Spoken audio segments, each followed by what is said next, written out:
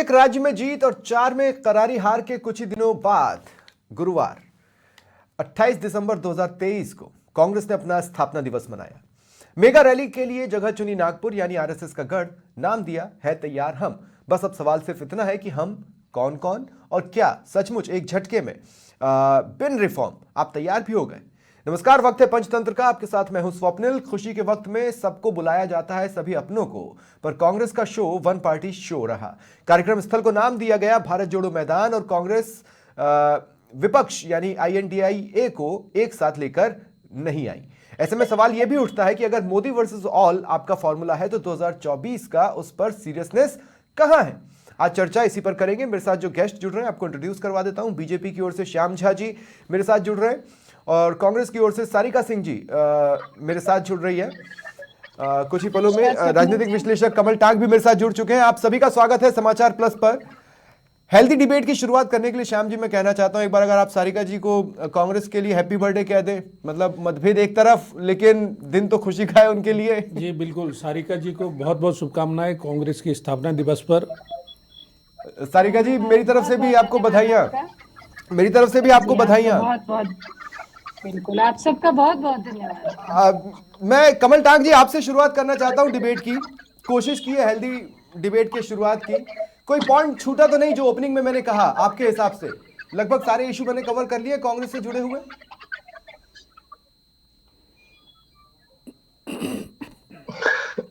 देखिए, एक तरीके के आकलन में तो ठीक है जहां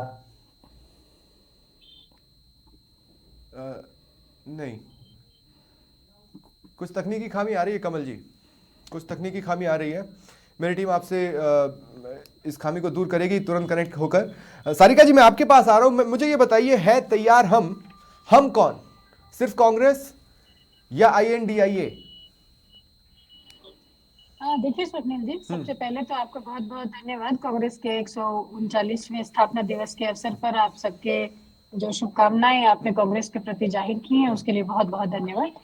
देखिए बिल्कुल, जो आज के जो नागपुर में रैली है वो निश्चित रूप से एक यही मैसेज देने की कोशिश की गई है कांग्रेस के द्वारा कि हम 2024 का जो चुनाव हम लड़ने वाले हैं बहुत ही यूनाइटेड होकर के, और सारी ही उन पार्टियों को साथ मैं मैं आपसे कह रही हूँ कि जो हमारी सारी समान विचारधारा की पार्टी है उनके ऊपर ये काम चल रहा है अभी।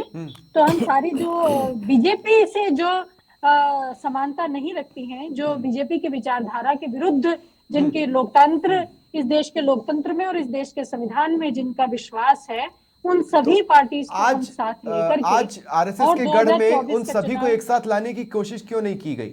ये हम के रूप में आपकी तैयारियों को कमजोर बताता है।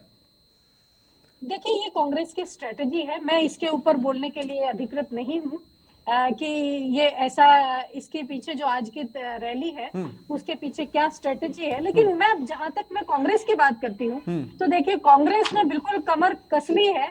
और अभी 14 जनवरी से राहुल गांधी जी की जो भारत न्याय यात्रा भी जो आरंभ होने वाली है वो स्पेशली हम लोग मणिपुर से ही स्टार्ट करने वाले हैं। आपको पता होगा कि जब मणिपुर में हिंसा का दौर चल रहा था उस समय में भी राहुल गांधी जी ने वहां पे दौरा किया था। आपको लगता है कि ऐसे वक्त पर कोई आपको सुनेगा? मैं उसका पिन पॉइंट सवाल आपसे आगे पूछूंगा, लेकिन उससे पहले मैं कह रहा हूं कि जब आपने रैली को नाम दिया है तैयार हम, तो उसमें एक्सक्लेमेशन नहीं लगाया है। मतलब ये आपका स्टेटमेंट है कि हम तैयार हैं। मैं कह रहा हूं 4 राज्यों में हार के बाद आपने अपने आप को तो अभी रिफॉर्म ही नहीं किया, आप तैयार किस तरह से हुए? आप तो उसी स्वरूप में नजर आ रहे हैं हर जगह। आपने अपनी गलतियों को भी नहीं खोजा है, उस पर कोई विश्लेषण नहीं किया है, किसी तरह के सुधार को देखा नहीं हमने। देखिए स्वप्निल जी, जो पॉलिटिकल पार्टीज होती हैं, चुनाव के लिए कोई एक दिन के अंदर तैयारी नहीं की जाती है। चुनाव की तैयारी चलती रहती है। और रही बात हार और जीत की, तो देखिए हिंदुस्तान के लोकतंत्र में 1947 के बाद में आज तक इतने सालों में बहुत बार कांग्रेस ने उतार चढ़ाव देखे हैं। बहुत बार पार्टी ऐसे हाशिए पर भी गई है कि पूरे हिंदुस्तान में जिनकी बहुत कम ऐसी सीट्स भी मिली हैं, और बहुत बार ऐसा भी हुआ है जब बहुत क्लियर कट मेजोरिटी में और एक बहुत बड़ा मैंडेट भी कांग्रेस पार्टी को मिला है। तो लोकतंत्र के अंदर जीतने और हारने से कोई भी पार्टी नहीं, लेकिन कांग्रेस के लिए अपने आप में पहला मौका था जब इतनी गर्त में कांग्रेस गई है, इतने बुरे दौर से गुजर रही है। इसलिए हम पूछ रहे थे कि आपने स्टेटमेंट दिया है तैयार हम, बिना किसी रिफॉर्म के, बिना अपनी गलतियों को सुधारे। लेकिन मैं आऊंगा सारिका जी, आपके पास आऊंगा और उस डिस्ट्रैक्शन पर बात करूंगा जो मैंने आपको एक हिंट किया था, मैं उस पर बात करूंगा आगे। सारिका जी प्लीज, अब मैं श्याम जी को भी शामिल कर लूं डिबेट में। श्याम जी, मेरा सवाल देखिए, कांग्रेस कॉन्फिडेंटली कह रही है कि हम तो साहब तैयार हैं, तो क्या बीजेपी को कोई डर लग रहा है कि कांग्रेस अब तैयार हो गई है लड़ने के लिए, हालांकि अभी तक वही आपसे लड़ रही थी? स्वप्निल जी, एक शेर है, ना माझी न रहबर ना हक में हवाएं, यह कश्ती भी जर्जर, ये कैसा सफर है। देखिए एंकर के तौर पे मैं वाह वाह तो नहीं कह सकता, लेकिन ठीक है। हाँ, तो जिस प्रकार से कांग्रेस की जो स्थिति है, आप देखेंगे कि पार्टियों में धड़े होते हैं, गुटबाजी होती है, लेकिन यहाँ अब जो देखने को मिल रहा है कि कांग्रेस में परिवार में भी धड़ा, जहाँ ये प्रियंका के समर्थक और ये राहुल के समर्थक इस तरह से भी देखे जाने लगे हैं। तो ना वहाँ प्रियंका गांधी पहुंची और ना वो सोनिया गांधी, राजमाता माफ कीजिएगा, सोनिया गांधी जी पहुंची। तो ऐसी स्थिति में क्या ये कांग्रेस की भी पूरी एक वो सभा है, इसमें भी संशय है। और उसमें भी आप देखेंगे कि कुर्सियां खाली है। नहीं, लेकिन देखिए सोनिया जी की तो तबीयत खराब थी, इस बारे में सुबह इन्फॉर्मेशन दे दिया गया था। जब आपकी मीटिंग्स में राजे नहीं आती थी और ये कहा जाता था कि उनकी बहू की तबीयत खराब है, तो हम लोग मान लेते थे ना। तो आपको भी मान लेना चाहिए कि सोनिया जी की तबीयत खराब थी, क्या उसमें बुरा क्या है? प्रियंका जी पहुंच सकती थी, वो भी नहीं पहुंची, और कुर्सियां खाली है। जिस प्रकार से आप देख रहे हैं कि जो लोग हैं, जो जनता है भारत की, वो जान चुकी है कि कांग्रेस वास्तव में क्या है, कांग्रेस को पहचान चुकी है पूरी तरह से। कांग्रेस का नकाब हट गया है कि क्योंकि विकास जो देश में चाहिए था, जब राजीव गांधी जी थे, वो खुद स्वीकार कर चुके थे कि मैं 1 रुपया भेजता हूं तो 10 पैसा पहुंचता है जनता के पास।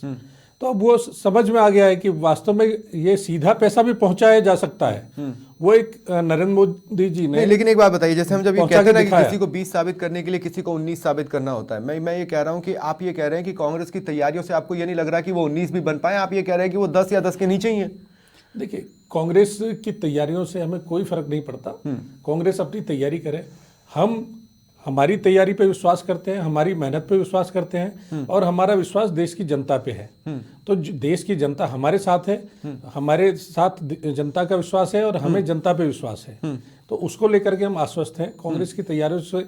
और जो ये गठबंधन, जो इंडी गठबंधन बना है, उसका हम बार बार देख रहे हैं, आप भी देख रहे हैं कि एक फोटो सेशन के लिए लोग इकट्ठे होते हैं, और फोटो सेशन हुआ, फोटो शूट हुआ, उसके बाद एक दूसरे के कपड़े फाड़ने के लिए तैयार। नहीं, मैंने इसलिए कहा कि देखिए बर्थडे सेलिब्रेशन भी किया जाता है तो लगभग सभी को इनवाइट किया जाता है। हालांकि जिसका बर्थडे है या जो स्थापना दिवस मना रहा है, वो उसका विवेकाधिकार है, उसका विशेषाधिकार है कि वो किस तरह का पार्टी करना चाहता है। लेकिन उनके लिए एक मंच हो सकता था जिसको नहीं करने के पीछे जो भी रणनीति अपनाई गई हो, कांग्रेस में अभी हमारे पास ऐसा कोई अधिकृत चेहरा नहीं है जो इस पर अपना रिएक्शन दे पाए। प्रवक्ता जरूर है, लेकिन उन्होंने अपने इस सवाल से अपने आप का किनारा कर लिया। सारिका जी, मैं एक बार फिर आपके पास आ रहा हूं। आपने अच्छा, मुझे बताया जा रहा है सारिका जी से भी मेरा संपर्क कटा है। कमल टांग जी जुड़े हैं क्या? हाँ, ये मुझे सुन रहा है, बताया। जी, सारिका जी, देखिए मैं आपसे ये कह रहा हूं, आपने कहा कि राहुल गांधी एक यात्रा पर निकलने वाले हैं, आप हैं तैयार हम कहकर कार्यकर्ताओं को मोबिलाइज करना चाहते हैं, आप कार्यकर्ताओं की ओवर ऑयलिंग करना चाहते हैं। अब मेरा सवाल ध्यान से सुनिएगा, ये सब ऐसे वक्त पर हो रहा है जब पूरा देश राम मंदिर पर अपनी आस्था दिखा रहा है। 22 तारीख को रामलला की प्राण प्रतिष्ठा होनी है और एक आस्था का सैलाब सा बह रहा है, उसमें एक अलग तरह पर आप जा रहे हैं। आपको लगता नहीं है कि ये लोगों की इस वक्त के माइंडसेट के लिए एक डिस्ट्रैक्शन होगा, राहुल की यात्रा या कांग्रेस का ये प्रयास एक डिस्ट्रैक्शन होगा जिसका बुरा फल ही मिलेगा?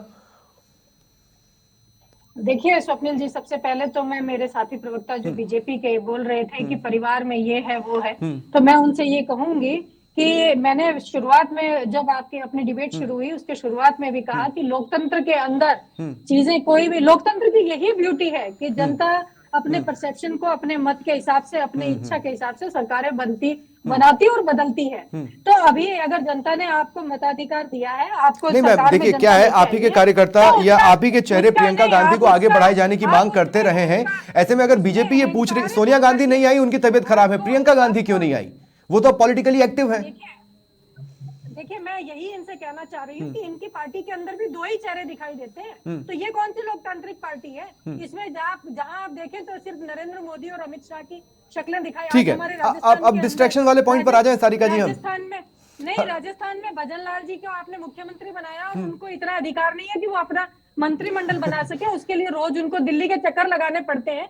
तो पार्टी नहीं, में ठीक किसकी है, हैसियत कितनी ठीक है है, और क्या ठीक है, है। ये किसी भी पार्टी का इंटरनल इशू होता है, इस पर नहीं, आपको बोलने की जरूरत नहीं। हाँ, नहीं, क्योंकि हम देखिए आपकी कांग्रेस में क्या क्या हुआ मैं उस पर भी कमेंट नहीं बीजेपी करूंगा। कांग्रेस का भी अपना एक इतिहास बीजेपी रहा है की इसे लेकर आला कमान तक जाने का, बीजेपी की लेकिन हम उस पर कमेंट नहीं डेमोक्रेसी करेंगे। अभी हम आपके हैं तैयार हम बीजेपी की पर हैं। डेमोक्रेसी को सब लेकिन जानते हैं। लेकिन सारिका हाँ, जी जो सवाल आप वही रह गया। बात दूसरी कह रहे थे, हाँ, मैं उसी सवाल पे हाँ, आ रही हूँ हाँ, कि राम मंदिर देखिए, हाँ, ये बिल्कुल बहुत अच्छी बात है कि हिंदुस्तान के अंदर राम मंदिर बनाया जा रहा है, लेकिन हिंदुस्तान एक लोकतांत्रिक देश है।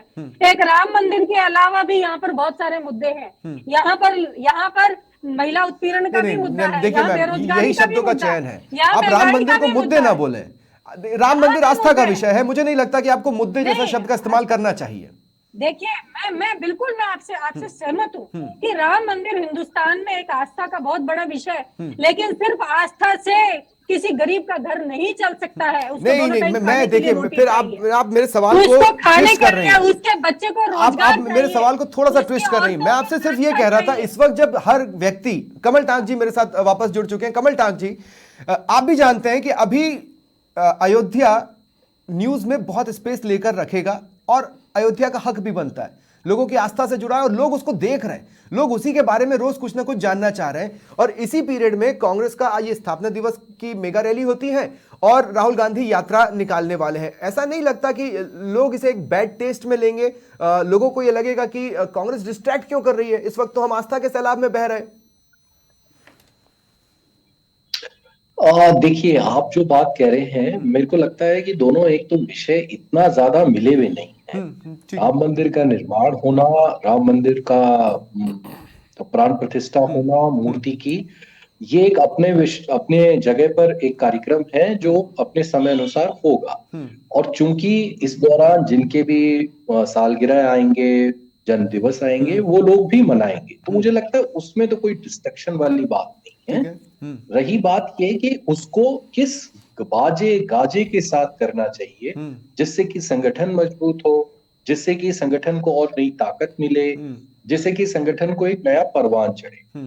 ये क्या टैक्टिक्स, क्या टेक्निक्स और क्या प्रक्रिया होनी चाहिए, ये बेहतर है कि कांग्रेस खुद को मंथन और मनन करके बेहतर करना चाहिए। तो जहां पर अभी अगर लोगों के पास सवाल रह जाए कि इसको चलाने वाले या इसके मुखिया बनकर हर जगह पर काम करने वाले लोग अगर आगे आकर ऐसे कार्यक्रमों में हिस्सा नहीं लेंगे, तो कार्यकर्ताओं को नो डाउट हतोत्साहित होना पड़ेगा या हतोत्साहित हो जाएंगे। उसका प्रभाव पीछे तक जाता है। जैसे कि आप बीजेपी में देख रहे हैं कि ये 24/7 जो है वो इलेक्शन के मोड में रहते हैं। हाँ। तो ये शब्द कहां से आया और कहां से कार्यकर्ताओं को इन्होंने जान फूकी, ये सब चीजें हैं जिनके ऊपर हर पार्टी को सोचना चाहिए। वो पार्टी कितनी फील्ड में या वास्तव में जनता के बीच में तो कारगर कमल जी, है, मैं दोबारा अगर ये है तो तैयार जनता हम पर उनको आऊं, बता। मैं आप ही की बात को लेते हुए अगर मैं दोबारा है तैयार हम पर आऊं, तो ये एक बहुत अच्छा प्लेटफॉर्म हो सकता था जब विपक्ष के तौर पर कांग्रेस अपने जिनके साथ सहयोग की अपेक्षा रख रही है उनके साथ एक मंच पर आते और उसको हम कहते, जहां से कार्यकर्ता बैठकर इस कार्यक्रम को देख रहा होगा। आप इमेजिन कीजिए, उस कार्यकर्ता को नहीं लग रहा होगा कि 4 राज्यों में हम हारे, हमें दोबारा खड़े होना है, कम से कम गलतियां क्या हुई उसमें आपने कितना सुधार किया है, वो एक मोरल बूस्टअप होता कार्यकर्ताओं के लिए। उसकी जगह आप सीधे सिर्फ आके बोल दें वही पुराने चेहरे कि हम तैयार हो गए, और कार्यकर्ता मान लेगा क्या?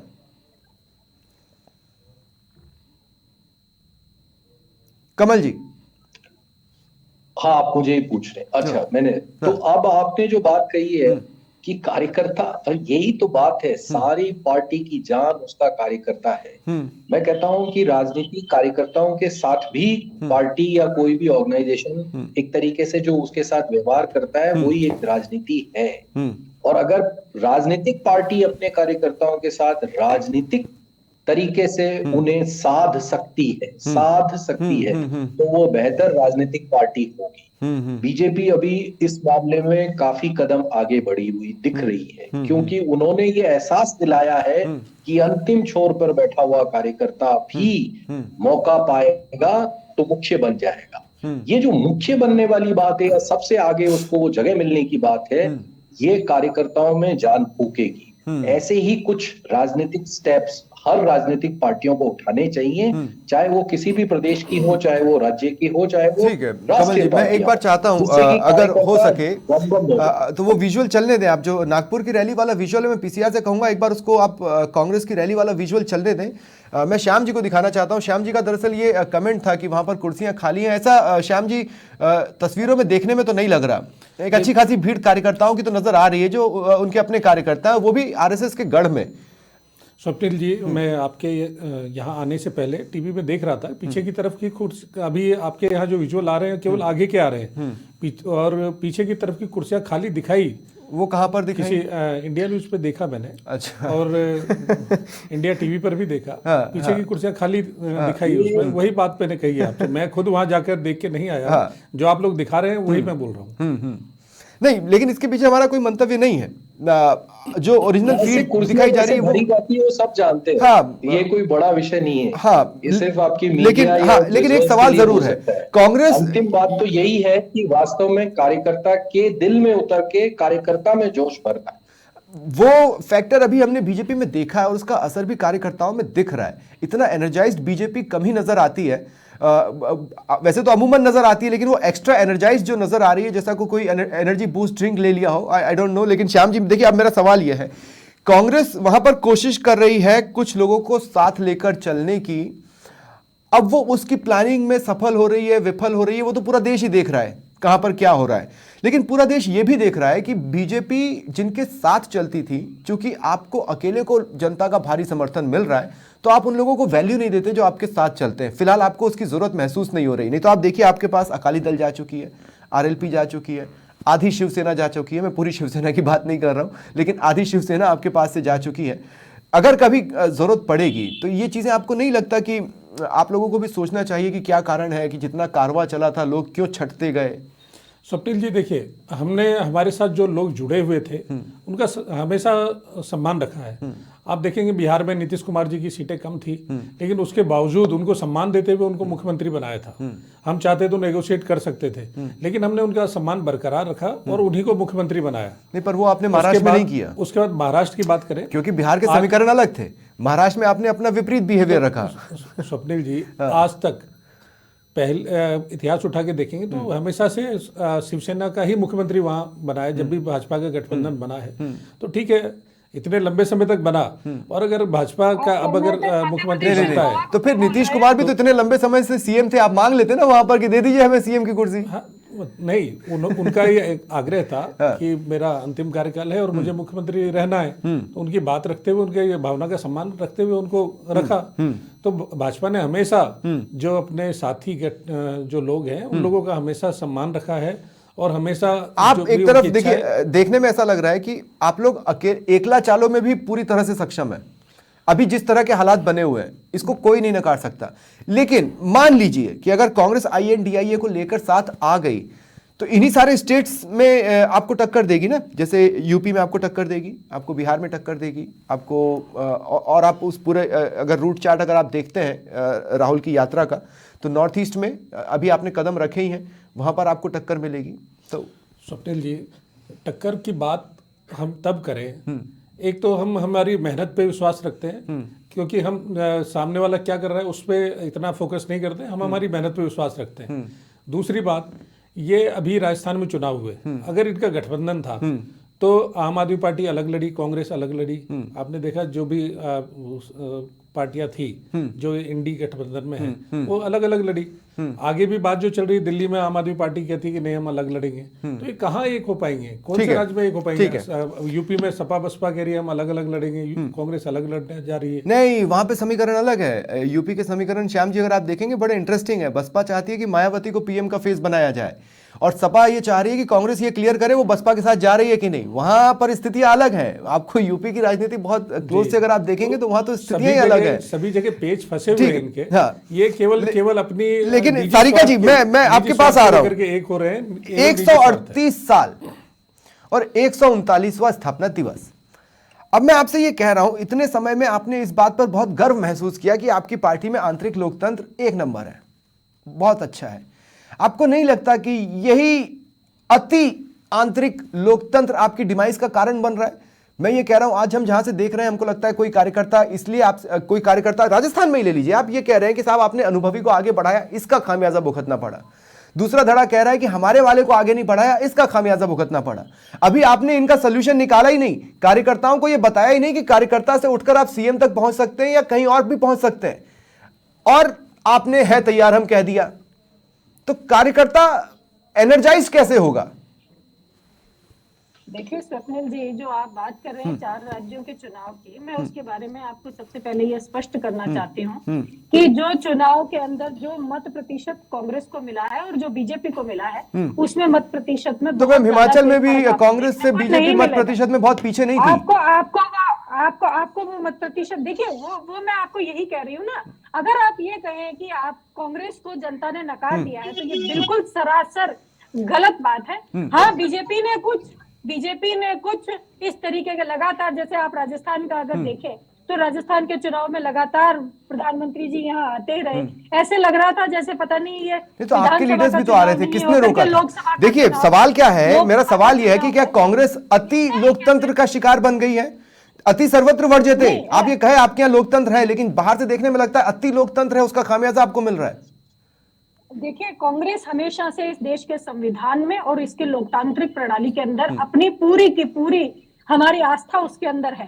चाहे हमारी सीटें आज हम कितने स्टेट्स में, आज अभी आपने कुछ समय पहले एक बात रखी थी कि ऐसा समय जबकि पूरे देश में राम मंदिर की बात हो रही है, उस समय में राहुल गांधी जी न्याय की बात। तो मैं आपसे यही कहना चाहती हूँ कि ये देश संविधान से बना हुआ देश है। मान लिया आस्था एक बहुत बड़ा विषय है, देखिए फिर आपने मुझे गलत समझा। मैं आपसे ये कह रहा हूं कि उस वक्त पब्लिक का सेंटिमेंट क्या है। मेरी बात स्वप्निल जी, आप मुझे बात पूरी करने सारिका जी, मैं सिर्फ बात कर रहा था पब्लिक सेंटिमेंट की।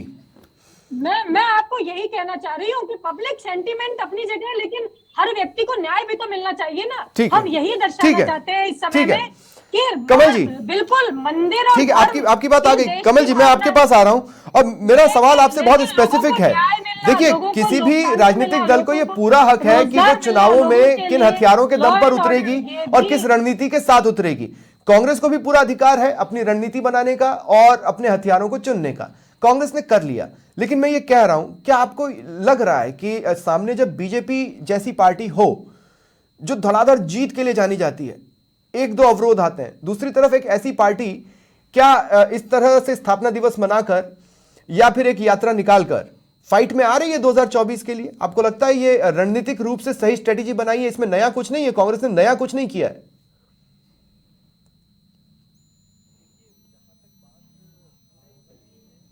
पहले भी कहा है अभी, और अभी वापस इसको कह रहा हूं कि मोटे तौर पर कार्यकर्ताओं को कैसे उत्साहित कर सकते हैं, यही पहली रणनीति होनी चाहिए। क्योंकि स्थापना दिवस है, स्थापना दिवस में कुछ ऐसी घटनाएं या कुछ ऐसे घटनाक्रम को संपादित किया जा सकता है जो कि नएपन को दिखाता हो। तो आपके अंदर हमेशा ये कि हम कुछ नया करके लाने वाले हैं, इस देश को कुछ नया देने वाले हैं, उस आधार पर आप नई उड़ान भर सकते हैं। ठीक है। अगर आप ये कहें कि बाकी जैसे कर रहे हैं वैसे ही हम करेंगे, तो फिर वो बात नहीं बनेगी। जहां तक रही, मैं कह रहा हूं कि कई बार आपको सपने भी दिखाने होते हैं। आप वो सपने भी अगर ढंग से दिखाएंगे जनता को, तो और साथ साथ में कार्यकर्ताओं को, तो आप उस नएपन को अचीव कर सकते हैं। अब ये सब बातें रणनीतिक तौर पर कांग्रेस जो है वो आपस की लड़ाई में ऐसे लगता है कि ज्यादा फंस जाती है। हर राज्य में उनको कोई ना कोई आपस में झगड़े बहुत ज्यादा परेशान कर देते हैं। ठीक है, बहुत बहुत शुक्रिया आप सभी का मेरे साथ जुड़ने के लिए और इस चर्चा में शामिल होने के लिए। फिलहाल इतना ही, देखते रहिए समाचार प्लस।